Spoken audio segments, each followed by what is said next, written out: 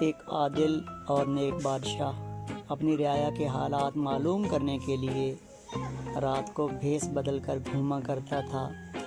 ایک دن وہ ایک مسجد کے پاس سے گزرا تو اس نے دو درویشوں کو دیکھا جو آپس میں گفتگو کر رہے تھے۔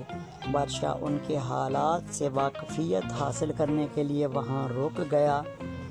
ایک درویش نے دوسرے درویش سے کہا کہ اگر قیامت کے دن اللہ پاک نے بادشاہوں کو بھی بخش دیا اور ان کو جنت میں ڈال دیا تو میں اپنی قبر سے نکلنے سے انکار کر دوں گا۔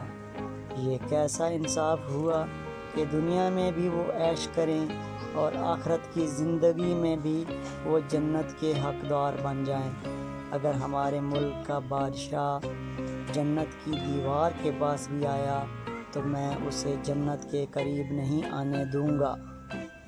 بادشاہ نے سردی سے کانپتے ان دونوں درویشوں کی گفتگو سنی تو وہاں سے واپس لوٹ آیا اور اگلے دن اس نے اپنے نوکر یعنی پیادے بھیج کر ان دونوں درویشوں کو دربار میں بلا لیا اور انہیں انعام و اکرام سے نوازا اور ان کی عزت افزائی بھی کی گئی۔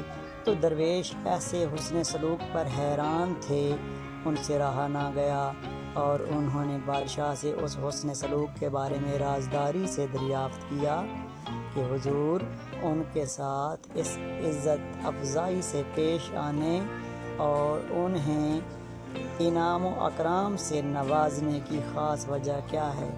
بادشاہ نے درویش کی بات سنی تو مسکرا دیا اور اس نے درویش سے کہا کہ میں مغرور نہیں ہوں اور نہ ہی ان لوگوں میں سے ہوں جو دوسروں کو حقارت کی نظر سے دیکھتے ہیں۔ تمہیں یہ خیال اپنے دل سے نکال دینا چاہیے کہ قیامت کے دن تم میرے مخالف ہوگے۔ میں نے اس دنیا میں تم سے صلح کر لی، اب امید ہے کہ تم بروز قیامت مجھ پر جنت کا دروازہ بند نہیں کرو گے۔ حضرت شیخ سعدی رحمۃ اللہ علیہ فرماتے ہیں کہ اے صاحب اقتدار، تو بھی درویشوں کی خدمت کر اور ان سے صلح کا مستحق ہو جا تاکہ تجھ پر بھی جنت واجب ہو جائے، اور جو درویشوں کی خدمت کرے گا وہی جنت کے میوہ جات کھانے کا حقدار ہوگا۔ آپ لوگوں سے التماس ہے کہ میرا چینل سبسکرائب کریں، اس طرح کے واقعات آپ تک انشاءاللہ میں پہنچاتا رہوں گا اور صدقہ جاریہ سمجھ کر آگے شیئر بھی کر دیں۔ بہت شکریہ۔